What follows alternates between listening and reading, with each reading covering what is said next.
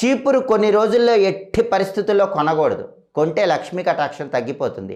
చాలామందికి తెలియక చీపురు ఎప్పుడు పడితే అప్పుడు కొంటూ ఉంటారు. కొన్ని రోజుల్లో చీపురు అస్సలు కొనకూడదు. మంగళవారం, శుక్రవారం చీపురు ఎట్టి పరిస్థితుల్లో కొనకూడదు.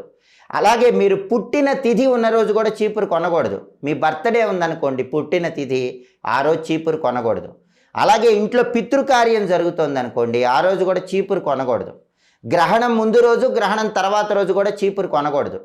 తిథుల పరంగా తదియ తిథి, ఏకాదశి తిథి ఉన్న రోజు చీపురు కొనకూడదు. ఈ 2 తిథుల్లో చీపురు కొంటే లక్ష్మీ కటాక్షం తగ్గిపోతుంది. అలాగే కొన్ని నక్షత్రాలు ఉన్నప్పుడు కూడా చీపురు కొనకూడదు. రోహిణీ నక్షత్రం, హస్త నక్షత్రం, శ్రవణ నక్షత్రం, పుష్యమి నక్షత్రం, అనురాధ నక్షత్రం, ఉత్తరాభాద్ర నక్షత్రం, ఈ నక్షత్రాలు ఉన్న రోజు కూడా చీపురు కొనకూడదు.